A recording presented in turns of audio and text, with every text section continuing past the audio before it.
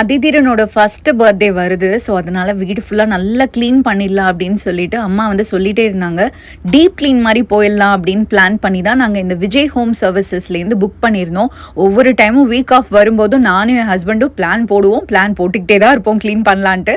Moreover இது ஒரு 30 வருஷம் பழைய வீடு. நம்ம என்னதான் மாப் போட்டு மாங்குன்னு தொடச்சாலும் அந்த அழுக்கு போவே மாட்டேங்குது. அதனால தான் இந்த மாதிரி ஒரு டீப் கிளீன் போயிடலான்னு பிளான் பண்ணோம். 2 bedroom, hall, kitchen, 2 bathroom, puja room இப்படி ஒவ்வொரு இடத்தையுமே நல்லா பர்ஃபெக்டாக எங்களுக்கு க்ளீன் பண்ணி கொடுத்தாங்க. பெட்டு, சோஃபா, டிவி, ஃபேன் மாதிரியான electronic items and photo frame கூட சூப்பராக நமக்கு தொடச்சி கொடுத்தாங்க. இந்த வீட்டுக்கு வந்ததுலேருந்தே எங்களுக்கு எட்டாத இடத்துலலாம் நாங்கள் கை கூட வச்சதில்ல. அது எல்லாத்தையும் நவுத்தி போட்டு சூப்பராக வந்து க்ளீன் பண்ணி கொடுத்துட்டாங்க.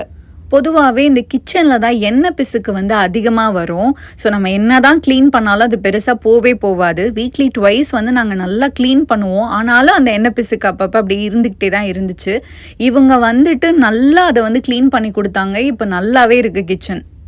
இந்த விஜய் ஹோம் சர்வீஸ் மட்டும் பண்ணுறது இல்லைங்க. Painting services, appliances services, pest control, packers மூவர்ஸ்னு எல்லாமே வந்து நமக்கு சூப்பராக பண்ணி கொடுத்துருவாங்க.